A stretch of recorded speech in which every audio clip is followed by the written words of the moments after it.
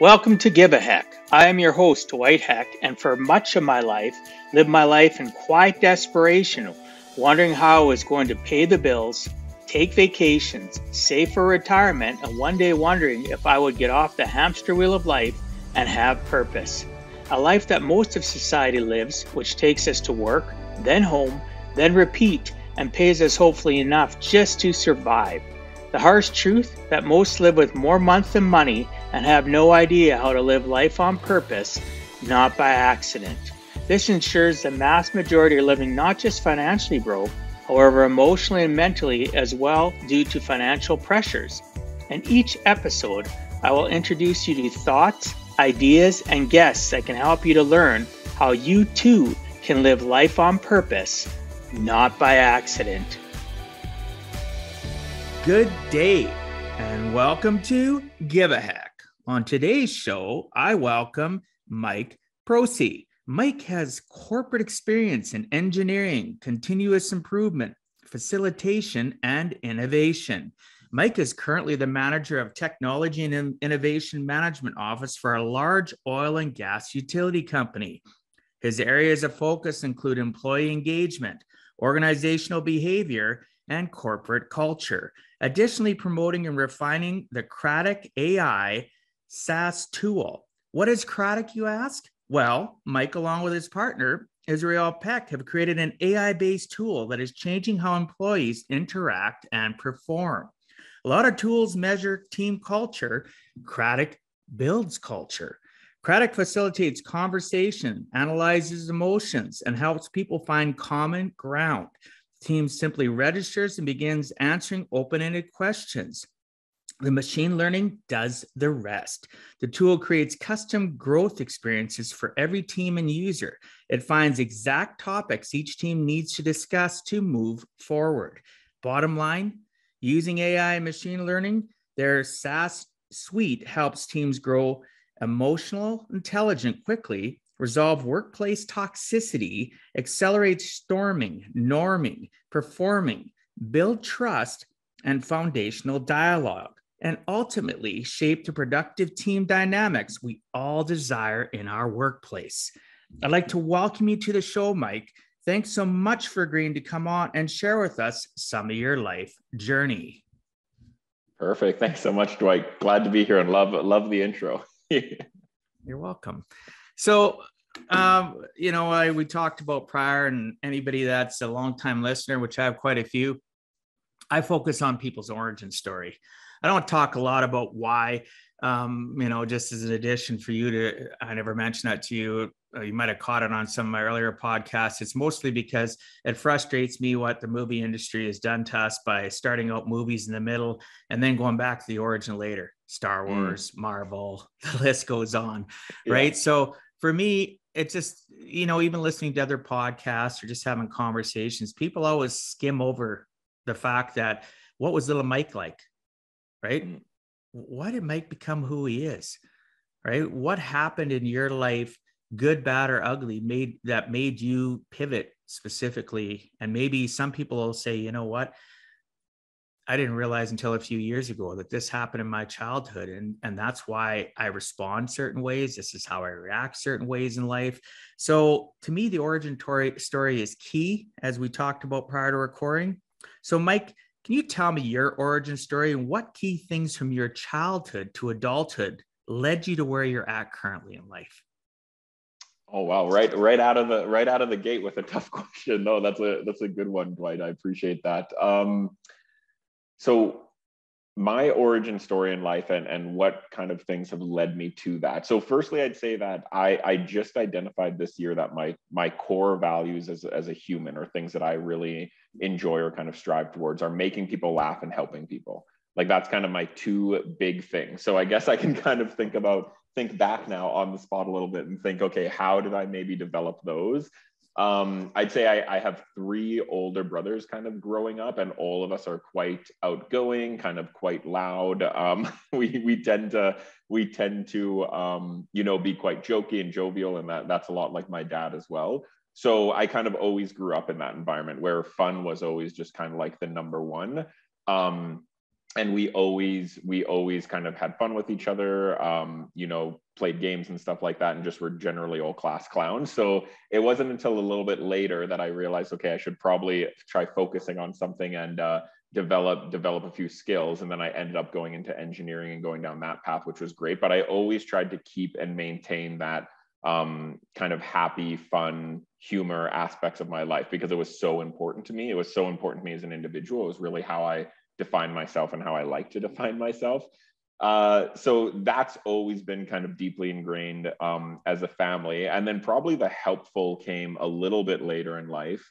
My mom ended up going back to school quite a bit later. I think she was around 45 and went to become a child development counselor.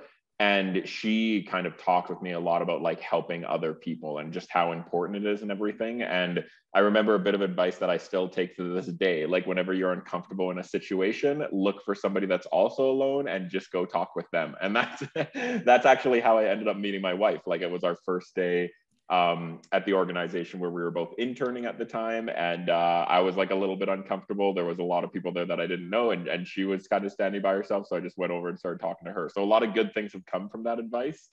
And then it was really kind of reaffirmed, or I'd say prior to that, it was reaffirmed just early on in my life, like probably in middle school. And I've never really articulated or thought about this before too much, but why I'm so passionate around kind of making people happy and helping people and kind of having good group dynamics and have people work together well is because I didn't when I was younger. Like, I think I was kind of a little bit of a jerk as a kid. I would describe myself definitely as a jerk.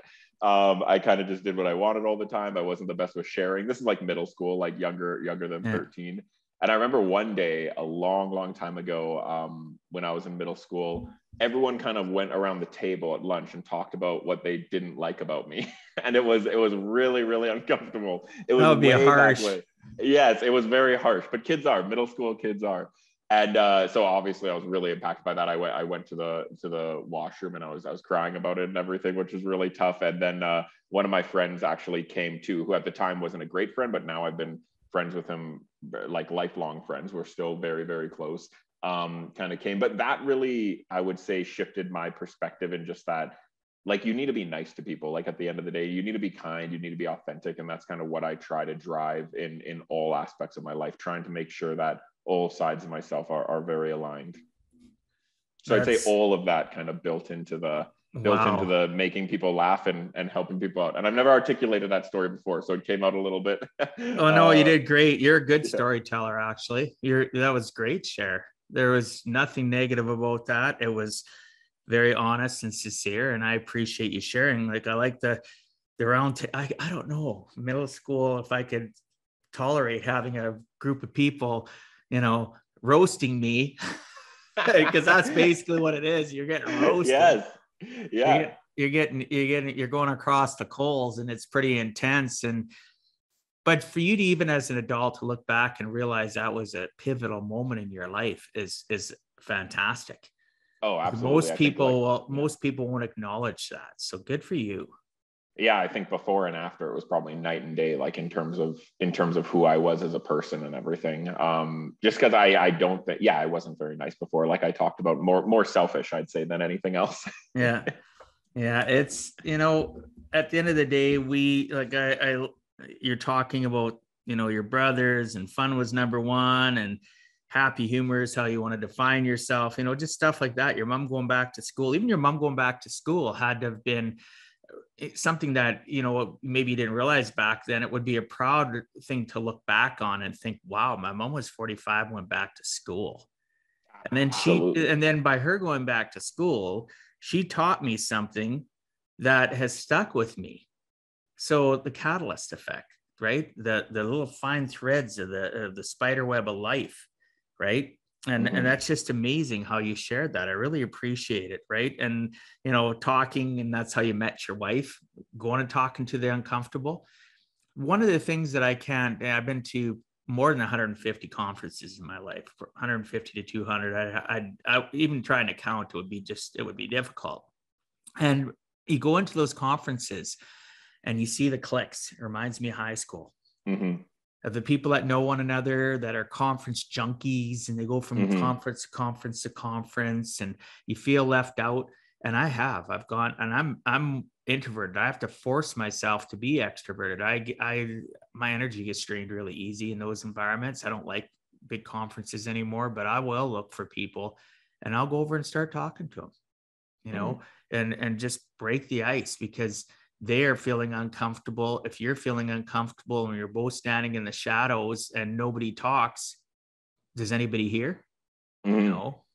Is anybody listening? Be that person that wants to listen. So good for you. I appreciate that take on, connection with people and your origin. And yeah, so listeners, everybody in life has things that we can look back on and acknowledge. If you haven't, do it. If it's something that's uncomfortable for you, maybe talk it out with somebody that you trust, that you know, like, and trust, that won't be a jerk about it. And they'll just, oh, wow, Mike, that's kind of interesting. I really appreciate that. Or, hey, Mike, have you thought about this? Maybe you're looking at your past the wrong way. What was the pivotal moment that came out of it?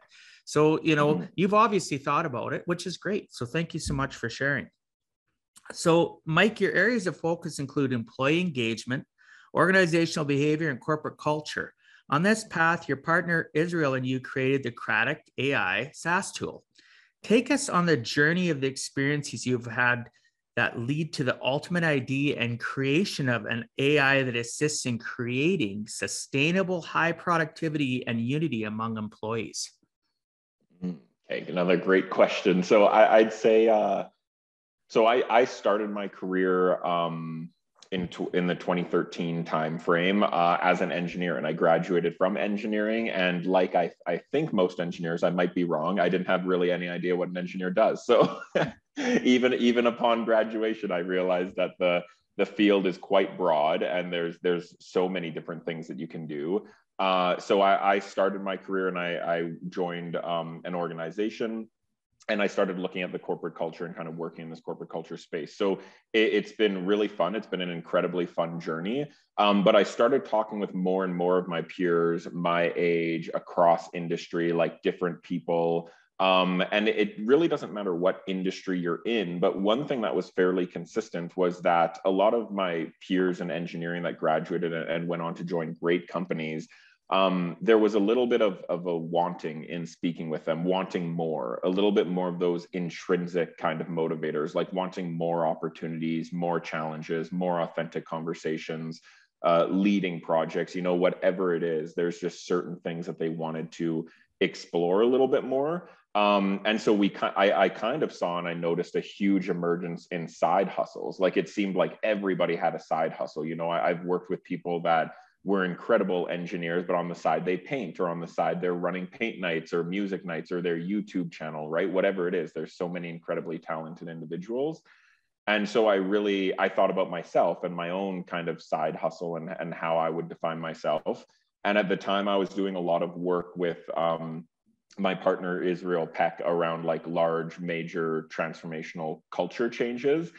And he really had kind of the idea and thought about, there must be a way for large organizations to reinvent and re-engage and reignite their culture.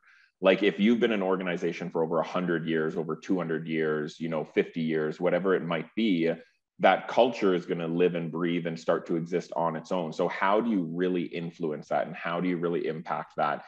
And he came up with this simple method of just helping people have authentic, real conversations in the workplace and seeing what comes out of it. And that was really when Cratic was born, and then kind of started. And then in 2020, I stepped up as the CEO. So he actually started it, founded the company, developed it, built the platform and everything. I was working with him, kind of unofficially consulting with him and everything. We were working together on a lot of that stuff. And he said, look, let's work on this together. You've been almost like a co-founder to me in a lot of ways. Do you want to join together? And then I stepped up in September 2020, and we've been working on it together ever since. And it's been an incredible journey. We've just learned so much about culture. We've been able to meet so many different individuals from so many different organizations, so many different industries. And one thing that's been reaffirmed kind of for me is the optimist in me. Like, there's good things about every culture. I have not met a team yet that we've worked with where there hasn't been something I really loved about their culture that I wish we could bottle and like give to everybody. So that's kind of what Cratic is trying to do, is bottle those culture aspects, make them very scalable, make them very digestible to people, and help get them and help transmit them worldwide. Wow. I love that. There's listeners, you need to rewind and listen to that again, the amount of nuggets of information that were in there in such a concise way. Yeah, I can appreciate lots of that. Obviously, one of my close friends, and you and I have talked about him, Tony Watley, has a book called Side Hustle Millionaire. Mm-hmm. Right? He created a company he sold for millions of dollars and is still the largest online community in the world 20 years ago. And he sold it a long time ago. And literally, he did it all in the side hustle. Guess what his career was? He's an engineer. Right? Oh, really? Oh, yeah. Tony Watley. Yeah. Oh, yeah. Engineer, yeah. Very high level engineer, yeah. High six figures engineer. Not like, he was very predominant in the oil and gas industry in Texas. And he created his side hustle on the side, right? Because he wanted more and he knew he could do more. Yeah. And once he developed and went through all that processes and the oil and gas industry crashed, he realized that, you know, his side hustle created everything that he had become. And on all the knowledge he got from his engineering industry career and managing, you know, $100 million projects and stuff, was all information he could take, culminate it together to create, you know, the 365 driven society. But yeah, that's what for listeners, you want to learn about side hustles, pick up Tony's book on Audible or Amazon, Side Hustle Millionaire. It is phenomenal, right? And I like to think as well, building on that, Dwight, like, I'm trying to think this out now, but how phenomenal could it have been if the organization was able to kind of like recognize Tony and help him, you know, help incorporate his side hustle and his full-time job throughout it. And that's what I'm really passionate about as well in this culture space. And what I think Cratic kind of helps individuals do is, if you have an individual that's like extremely successful in TikTok or has like a YouTube channel or something like that, tap into it.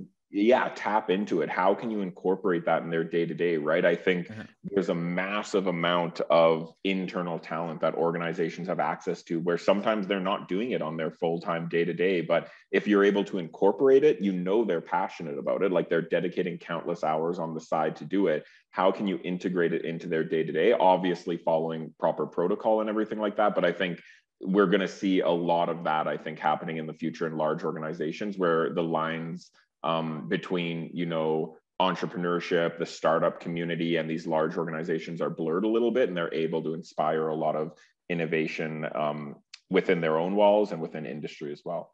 Well, they need to, because the industry itself, right? Not just the engineering industry, the professional industry is suffering because people are not feeling satisfied. And that's what a lot of times leads them to not necessarily satisfied with their job. They're satisfied with, they want more, as you mentioned. So they want to level up, and they're looking at side hustles to do that.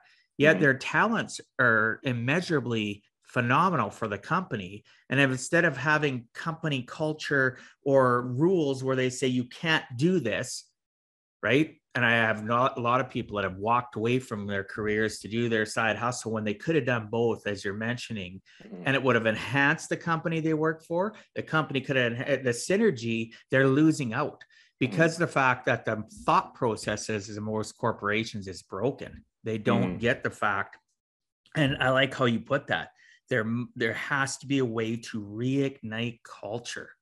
And it is dead in so many ways. Right. And you more than I know that, especially with the, you know, the path that Israel and you are on. And that's amazing, though, that, you know, you mentioned how it was Israel, you know, you give credit where credit's due, but then he gave you credit back. You were a support mechanism for him. And just because you may not have designed specific things, he respects you enough to give you credit that you were a help for him, that you were somebody that encouraged or give him information or helped him through this process. And that's phenomenal. That's a person in your life for life. And you're blessed, in my opinion. So many of us will never find somebody like that. Right. And that's amazing. For me, I may not be in business with Tony, but we're in business of helping and serving others. So we still can, he's way more of a support to me than I can ever be to him. But you found somebody that you're synergizing, connecting with, that, it's going to make a difference. And like you said, your whole thing is to bottle this stuff and saying, here, open it up and drink this. This will change your life. Right. So that's amazing. So Mike, there are other other tools that companies offer that measure team culture.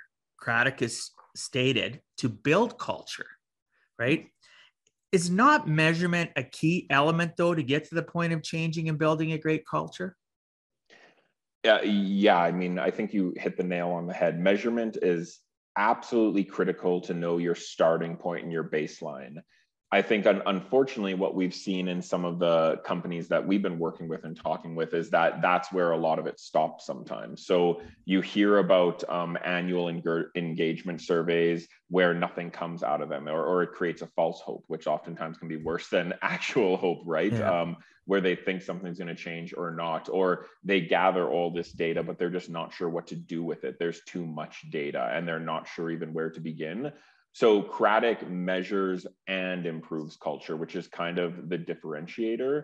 But you're absolutely correct in that you need to have that measurement as a baseline. What was really interesting and kind of hooked me towards this product when I was talking with Israel, as we were kind of in the genesis of this, is all my exposure so far has always been on employee engagement surveys or something that has like rank out of 10, like how are you feeling out of 10, or how motivated are you out of 5, or how likely are you to promote our product out of 7.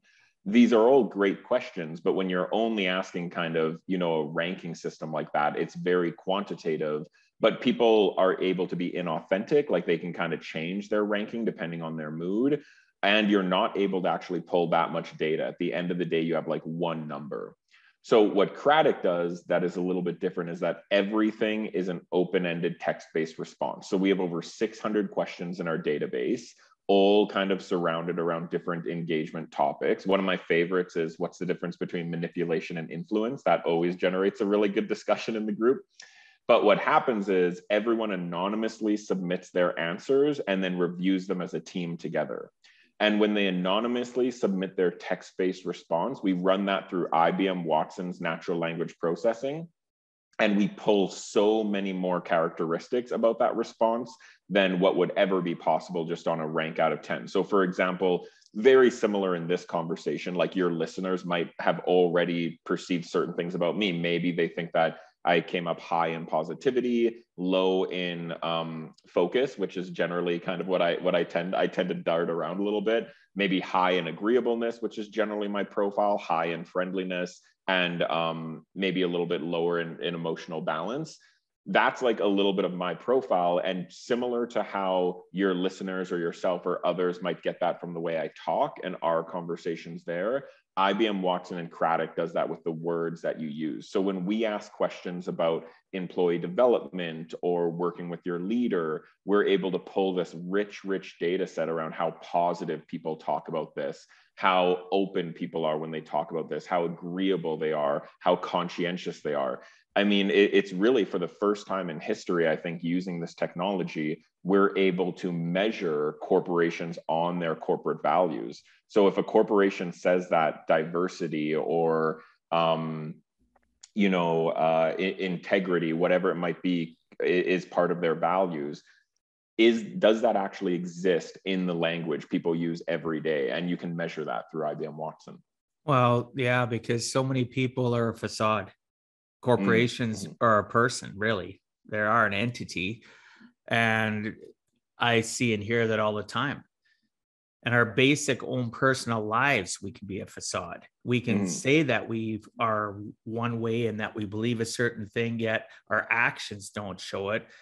they don't facilitate it, and we live a life for that's a facade. So it's interesting though. So it triggers, I figured it did. That was one of the other questions, but you got into that already, which is amazing. It flowed really nicely. I appreciate that.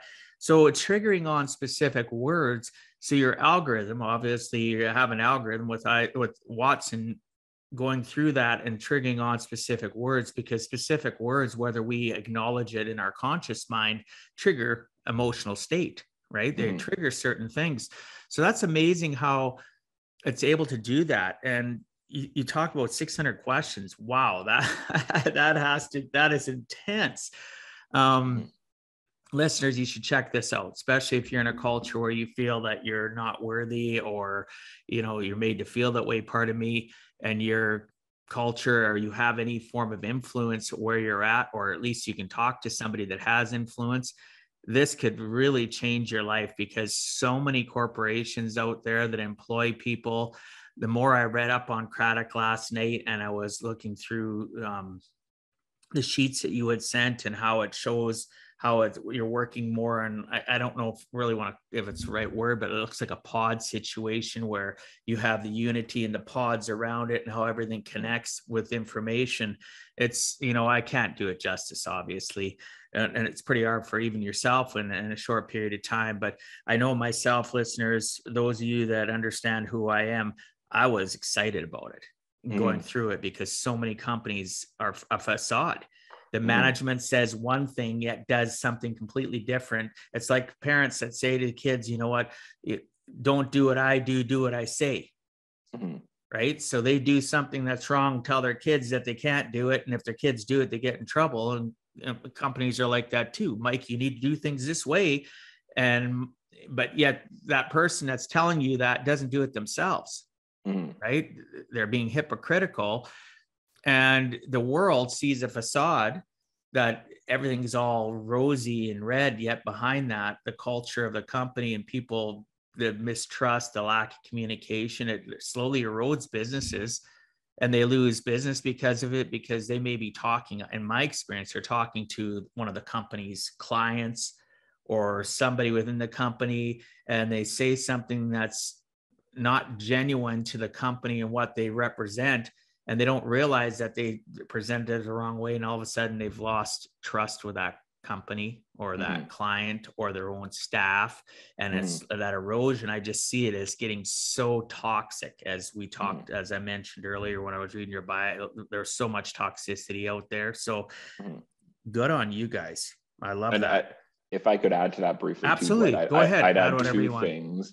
Firstly, I'd say you hit the nail on the head, in that corporations are exactly like people, and like some have that facade, but I'd also emphasize that some don't, and some really are like living their values every day, and you see it permeate through. And it goes back to kind of my original comment that I've seen some really incredible cultures, even before using Cratic, that kind of just use Cratic to help inspire a little bit more, like good to great type styles. So I've seen now, working with a few different organizations, ones that are just truly aligned right from the top to the bottom and really live and breathe their cultures, and you kind of see it every day. And then unfortunately too, also experience sometimes where they're just not aligned, or some feel a little bit strained. So very much kind of dependent on the organization itself. I'd also say to your comments on the algorithm, which I'm glad you kind of called out and brought out, the biggest part, and this is huge kudos to Israel and kind of how he designed the program, but very similar to in your podcast and what I've seen you do multiple times, you kind of think, you digest, and then you ask a different question based on what was just said, right? You don't come in with the same set of questions for every podcast guest. And Cratic does the exact same thing for teams. So it actually looks at everyone's responses using natural language processing, kind of finds the average tone or sentiment of what's happening, and then strategically picks the next week's questions based on that. So what that means is, in an entire organization that's running this, they're going to have all their teams kind of going through their own question journey of what's important to them, because one team might want to talk about peer-to-peer feedback. Another team might want to talk about relationships with management. Another team might want to talk about values. And so our tool really lets everyone kind of talk about these things individually as teams, the things that they want to talk about. And it's not a homogeneous approach for the entire organization. Well, it's like personalized. Sometimes it's personalized. It's very personalized, and it's weird, you know, like when I think about it and I feel the emotion of what you were just talking about, it's a warm feeling. It's like, wow, there's something out there that can change culture by analyzing the questions and realizing that this team needs this week, this team needs this. And somebody, and you know, has literally had their day or their life change because of AI, which is still driven by people. Listeners, don't forget that, ever forget that. The AI or computers are only as smart as the data we give them and help them process. And then the back end of it still had to be created by an intelligent, thought-provoking, kind individual like Israel and yourself working on this. And I know, like you said, Israel did a lot of it, but you still had influence on the whole process. So good for you guys. That is, I like that. Natural language and tone, right? How many people don't give that credit though? Just that a word or a phrase or a question has a tone to it, right? Has a hidden meaning, which doesn't have to be hidden, right? So that's, I love that. That's amazing. I look forward to learning more and more about this process, and hopefully, you know, listeners, reach out to Mike. We're going to talk about that at the end of the show, how you're going to be able to reach out to him so that you too can give a heck, right? Teach others in your organization that we can change, right? And it's not going to be painful. It's going to be actually very uplifting. I'm uplifted just by this, and I haven't gone through the process. Just learning what I read last night as I was wanting to learn more about you, checking out the social media and the media pack you sent me. You know, I got excited about it, and I can't imagine somebody actually hiring you guys and going through the process, how the energy of their you know, their organization, their energy just is, it can go through the roof. And from what I was reading, it can be done in a very short period of time. You can see, I forget the name of that index you talk about. I apologize. I should have put that in my notes, but at how you can see, like, you have a minimum.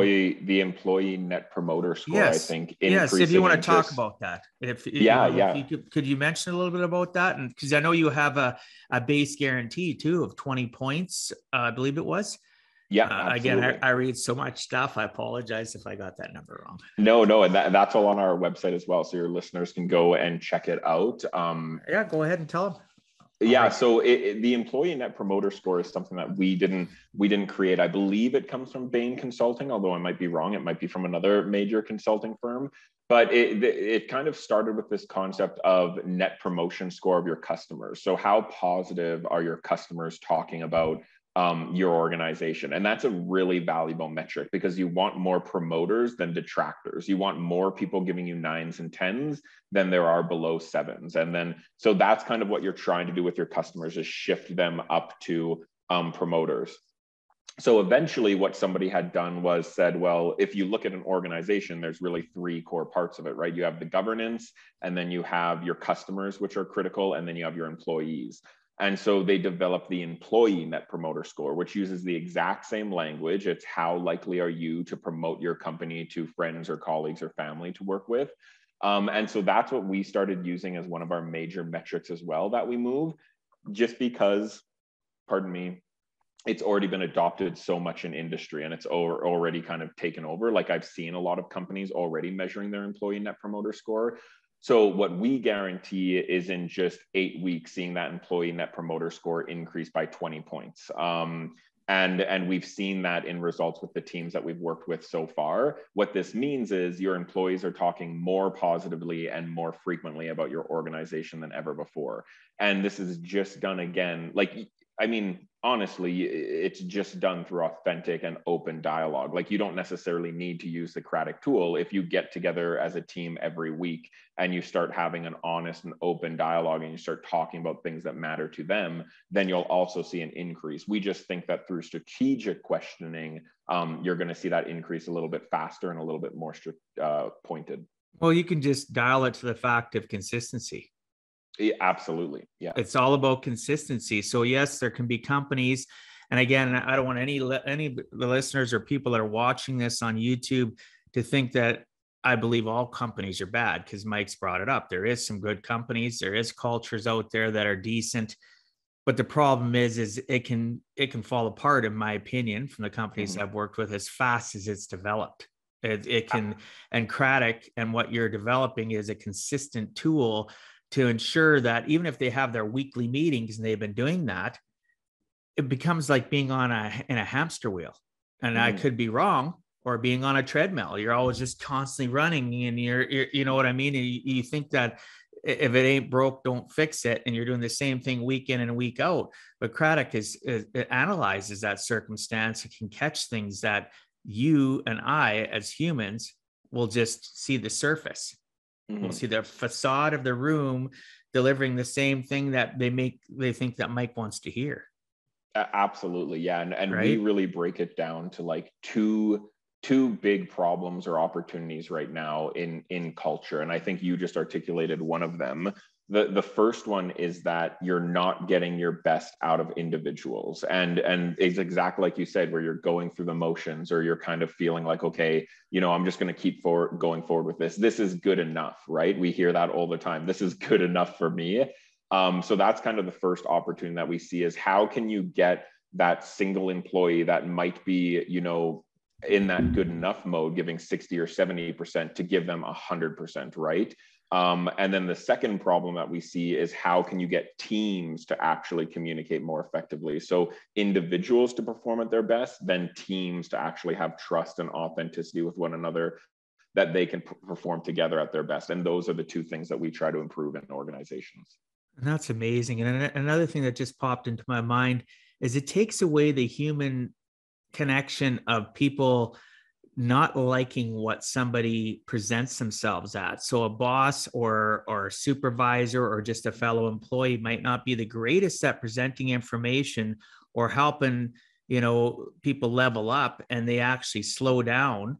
Whereas you've taken away that human, good and bad, because human connection, I'm not saying is bad. Relationships are phenomenal. You need to have them.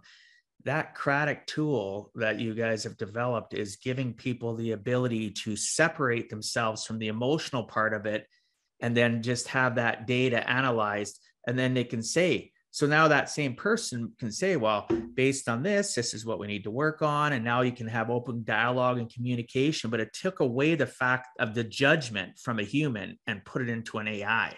Would I be kind of correct in that? And how it actually can elevate and make it easier for a supervisor, boss, or a team to work together, because now it's taken out that human judgment and said, oh, this is the AI doing it, right? This Absolutely. is how, right? Yeah, I think, again, there's a really good story actually that I think is the perfect kind of example of what you just mentioned there. So I'll talk a little bit about myself and just be a little bit vulnerable, that I had an unconscious bias that I was aware of this year, that of what I perceived as a leader. And that unconscious bias is that, they're very vocal in a room, they're kind of contributing in meetings, they're, maybe a little bit more A-type, everything that maybe I've seen in movies and stuff like that about what a leader is. So that was my unconscious bias that I had, that in a room, those are the types of people that are either official or unofficial leaders. What happened through Cratic is we were working with one team within an organization. And so you can see everybody's data and kind of votes coming in. But the number one thing about Cratic is it's always completely anonymous and for that person's self-development. So we never feed that back to the organization.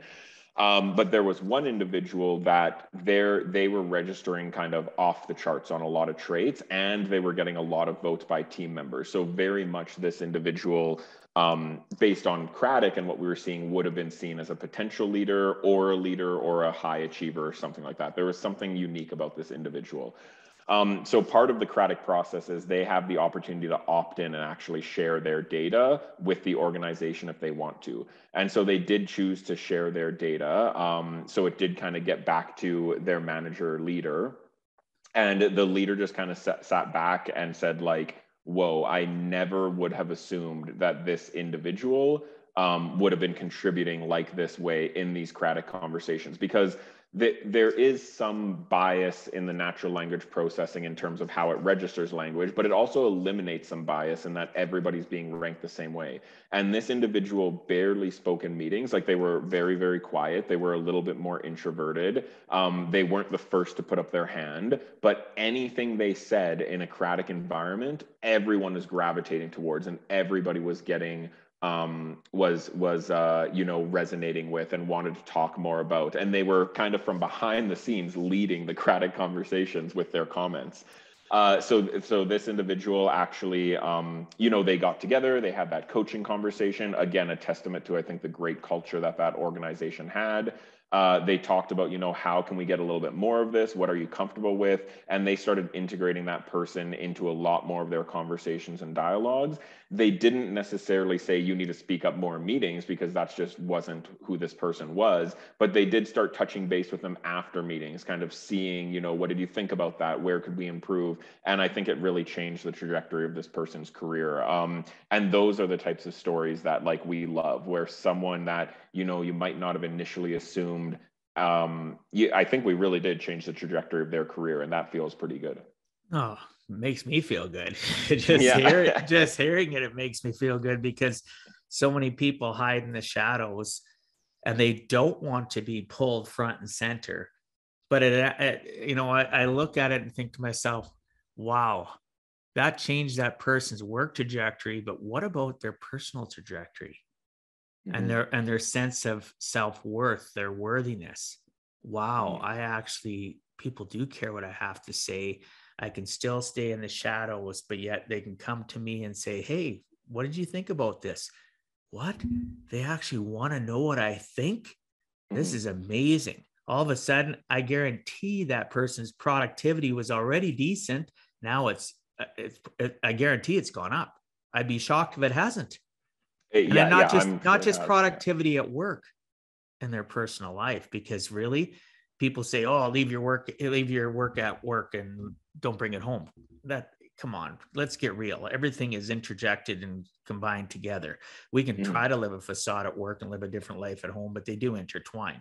And the sooner we accept it and live the life of the people that talk to me in business. I'm sitting at a client's place, or I've gone to their business, or when I used to have an office and had, interact with lots of people. If they come to my house now for coffee, they're going to find the same Dwight, the kind, compassion, blunt person, right? Empathetic, that they're going to find when I was at their office, or they were at my office. And that is, you're creating a unity between people's personal and their work. Obviously I'll never meet that person, but I feel glad for them. If that sounds weird, it's right. I know it sounds kind of weird, but I feel happy for them. Oh, that's exactly the experience we want to create for people. We want more people to kind of feel like that throughout, because at the end of the day, I mean, it's the same thing you do, I think, on your podcast. We're just about creating authentic, open conversations. And we know that if you can create more of those in the workplace, you're going to have a better workplace. And that's kind of our entire thesis. That's fantastic. So we have touched a little bit on this already, so I'm just, obviously there's going to be overlap on this, but I want to see what your response is going to be. So Mike, Cratic creates custom growth experiences for every team, which we talked about, and the user finds exact topics each team needs to discuss to move forward, and it generates loads of insight. It identifies, listeners, listen to this, it identifies success factors, low-hanging fruit, informal leaders, thought leaders, which Mike just talked about, a thought leader that people didn't realize, networkers, exemplars, high potentials, personality insights, coaching tips, and so much more, which when I read that last night, it just totally blew me away. It was just like, I didn't realize there could be that many things that anything could sit down and analyze. And that's just phenomenal. Can you step us through more of the processes of how it's able to identify? Again, you talked about keywords and stuff, and create what you call the culture thumbprint. Yes, absolutely. So identify more kind of how we create that culture thumbprint or how we run the Cratic process. Okay. Yes. So we've kept it really simple, and we've tried to intentionally, because culture is simple. It comes back to, again, what I just mentioned around creating conversations. So there's 3 steps to every Cratic process. The first step is just answering the question. So every week you kind of walk into the system, you log into the website, and you answer your 5 questions for the week. That's the first step. Immediately, as soon as you answer, all of your answers are analyzed through IBM Watson, and we give that data back to you so that you can actually see your own insights. It ranks it based on positivity, conscientiousness, openness, agreeableness, friendliness, all sorts of different topics. And we feed that back so that people can kind of see how their language is interpreted. The second part of the Cratic process is they get together once a week in an environment to actually discuss the answers. So in that once a week meeting, you sit down, we keep it 30 minutes. People have requested that they be longer, but we're very strategic in keeping it just 30 minutes because we always want to leave people wanting a little bit more. And they just talk about what they're seeing in the tool. Sometimes you spend the entire 30 minutes and you can get through all 5 questions. Other times you spend the entire 30 minutes on 1 question, and anything's okay. Like, this is just a complete team facilitated experience. Israel and myself or someone from the Cratic team will facilitate the first one, but after that, it's immediately run by the team, because we believe that you don't need outside consultants or anything to help you define your own culture. It kind of resonates with yourself. So it's actually a process that's done by the team themselves. So they get together, they discuss what they're seeing in the tool. And then the third step is just to repeat that. And you repeat that process on a weekly basis for 8 weeks, and that generates what we call the diagnostic. So that gives us a really good overview of a group's culture. And then after that 8 weeks, you shift gears down a bit and you just do it once a month to maintain your culture. And our natural language processing, IBM Watson, and our algorithm on the back end is kind of monitoring your team culture, giving them the right questions to keep things kind of fluid and to keep things improving. And if at any point there's a massive cultural change, like let's say they get a new leader or you get new leadership or you're all working from home all of a sudden through a massive pandemic, then you just turn on your Cratic for a higher frequency and you can say, okay, I want to do 4 weeks worth this week. And then it'll kind of help realign the team. We really help people accelerate that storming, norming, and performing type cycle. So that's the process really simply. You answer the questions, you discuss the questions, then you repeat it. Now, where kind of that self-awareness comes in and where it gets really interesting is, I'll use another story. Everything, as I mentioned, is kind of looked at and analyzed and fed back to you. So we had one individual in an organization who had worked with the organization for quite some time. And she had kind of mentioned to us that there's a problem with IBM Watson. It's not registering her answers properly. And this was in a team environment, like in front of everyone. So we're like, okay, tell us more about that. Like, what do you think's going on? And she mentioned that her positivity scores were coming in really low. And so we're like, okay, would you be comfortable maybe sharing some of your answers? Because we can't see that. It's all on the back end. Like, let's talk about this. And she was very, very open. She was, a very excellent individual. And she's like, yeah, these are a few of my answers. And so she read out some of her answers. And then I asked the team, I'm like, okay, well, how does the team feel about that? Like, are those positive answers? Do you see those as positive? And slowly, one by one, individuals were kind of like, I don't view that as that positive. Like, it actually kind of sounds negative to me. And you could see the moment of self-realization on that individual's face where they had realized, possibly for the first time in their career, where their email communication and their texting and writing style was very different than what they were in person. In person, they were very much a green or a yellow, if you're familiar with Myers-Briggs, like very people-oriented, very bubbly, very bright. But in their email communication, they were very much a red and very much more direct, short, and to the point. And so that was being interpreted as less positive between the team and with IBM Watson. And to this individual's credit, like she loved it. She's like, I can't believe this. Like, it's really kind of interesting to hear that. I kind of mean it this way, but I understand how others could take it that way. And she started changing her answers a little bit in the tool. And we've seen her positivity increased since then. And that's exactly what we want people to do with the tool, is like play around with it. Try to get really high on positivity, try to get really low on positivity. Like there's no right answers here. Some of the best conversations that I've ever been a part of have been extremely negative, because that's where a lot of growth happens too, right? But what is important is that you're conscious about the words you use and that you're conscious about the impact they have on others. And I think that's what Cratic helps reaffirm with people. Yeah, because wordsmithing, as I talk about it with people, is so imperative. Mm-hmm. I get lots of people that think they're positive, and yet they walk into a room and start talking and they suck all the energy out of it. Mm-hmm. they're so oblivious to the fact of that they don't come across the right way, they use the wrong words, or they're too short. Sometimes you need to be short and concise, but you can do, again, it's not what we say, it's how we say it. It's such a simplistic phrase, but it's true. And I've taught my kids since they were little, it's not what you say, it's how you say it. I can say the same thing, one way to one person, say it to somebody different, and their interpretation can be completely different based on where they're at in their lives, what's going on in their work and personal lives. But I need to consciously think, I can't say something and please 100% of the people, but I can say something and please more people than I ever have before. And it's something that she's going to work on the rest of her life. Mm-hmm. I guarantee it, if she truly wants to, right? Obviously, nobody can force and put a gun to somebody's head and say, you have to be this way. But her vulnerability is what is a stepping stone for her change, by being in a room and saying, well, this is what, I get it. That had to have been humbling for her. Absolutely. And that's another really big positive that I've seen working with, I think, all these teams is for the most part, actually, everybody has been very open to learning from these experiences. And I think because it's coming from the team, it's coming from like a group of peers that you trust, that you respect, that you work with.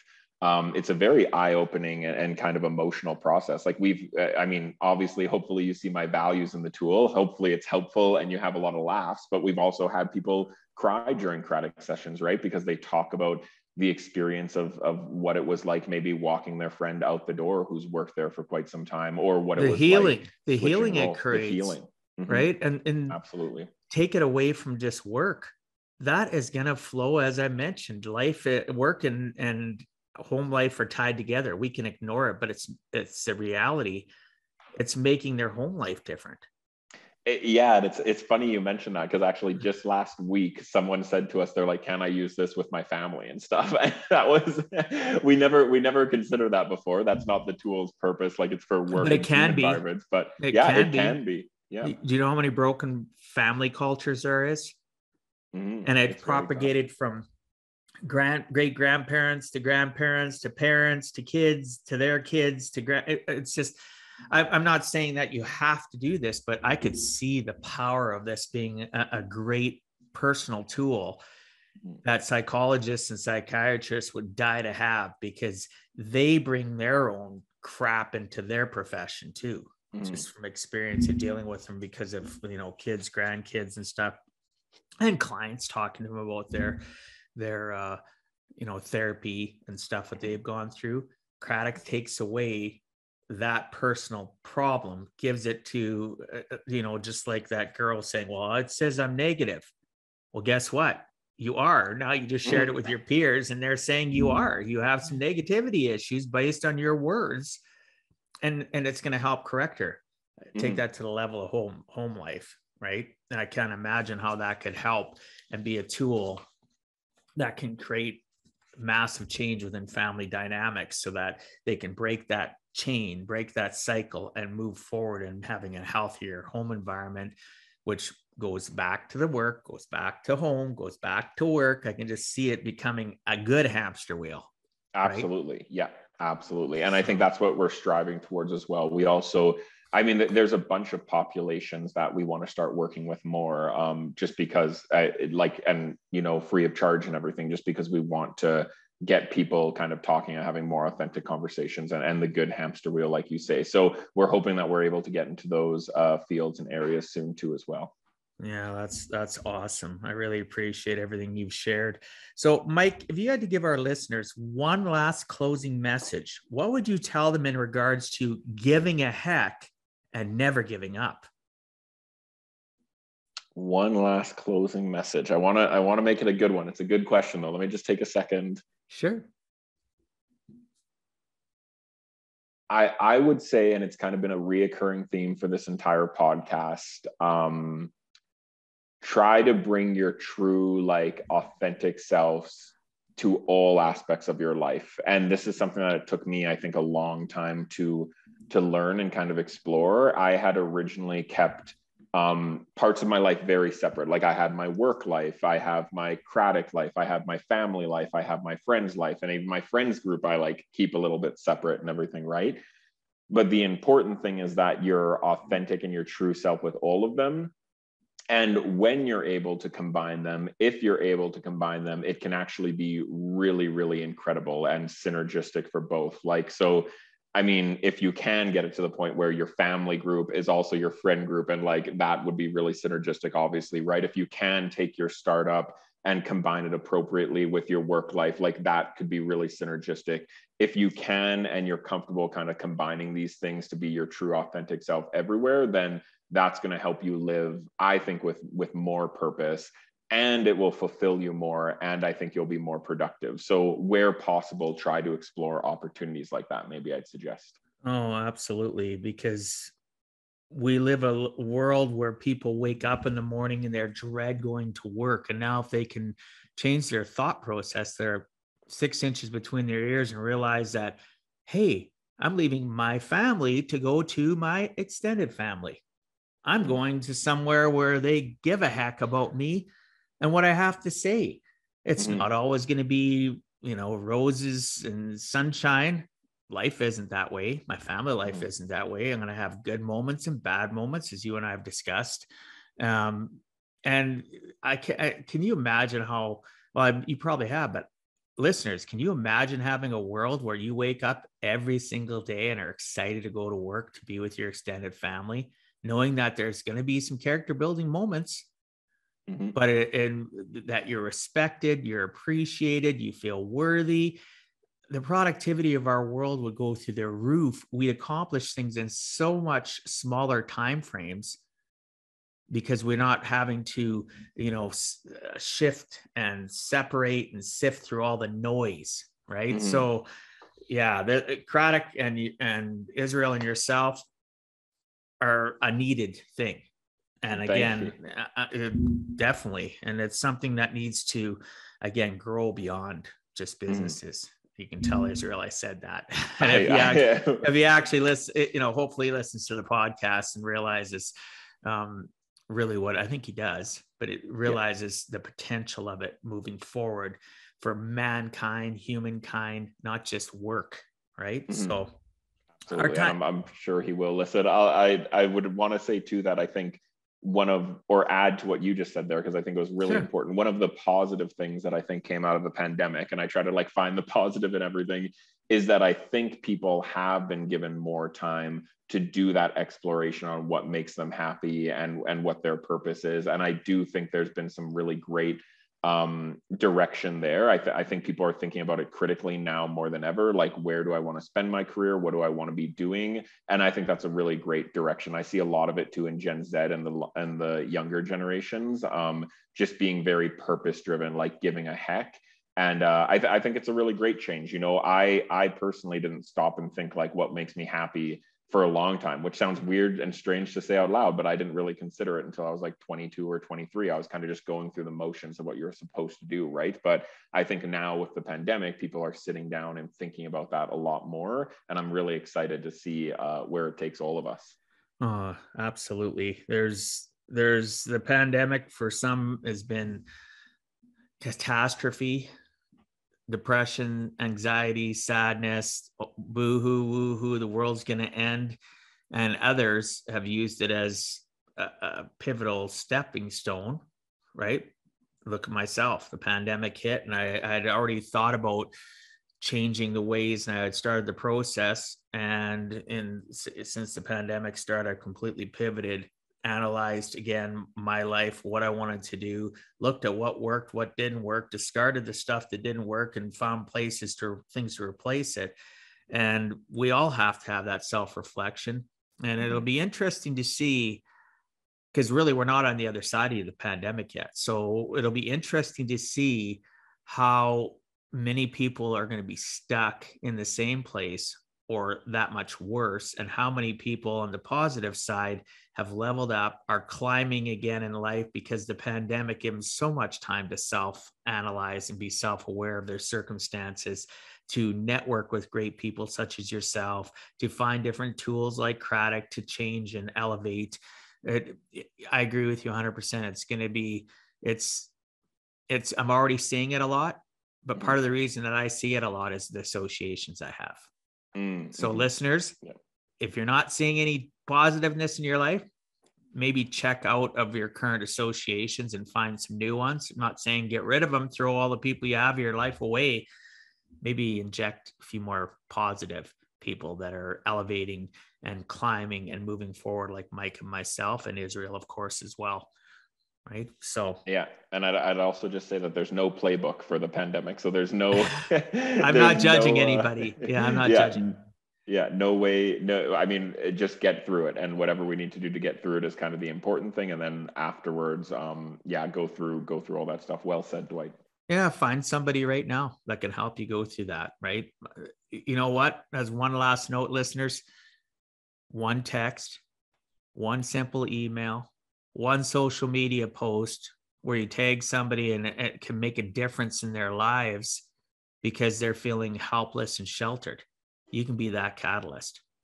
Don't ever think that one person can't make a difference, because you can. I can. Mike can. Israel can. We all can. And some of us are just farther in the journey. We're never judging you. Reach out to us. Have a simple conversation. That's how Mike and I connected. Mike reached out to me, wanted to have a conversation. We had a couple of them and they were phenomenal. And now look where Mike and I are. We've become friends to help level up and support one another, so that we can continue to give a heck, so that we can help others and serve others and help them continue to give a heck about their lives, or maybe for the first time in their lives, give a heck because they've been on a hamster wheel in a negative way. So don't ever think you're alone. We're here. Reach out. And on that note, our time's almost up. I want to respect our listeners and your time. Can you please tell the listeners what's the best way to reach you?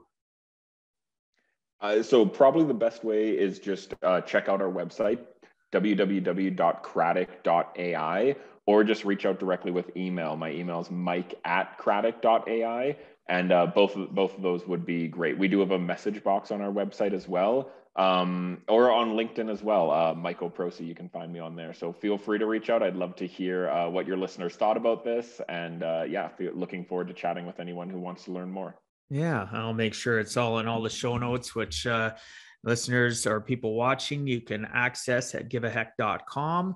Simply go into the podcast portal and you'll be able to read the show notes and find all the access that you need to reach out to Mike and find out more about the Cratic process, more than you've already learned, which is quite a bit. We've covered a lot in the last hour, and how it can change your life.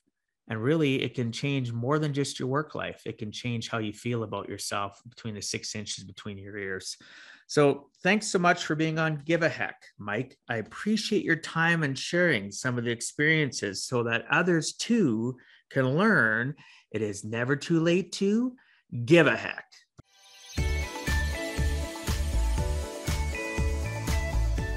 Thank you for taking time out of your day and listening to Give a Heck.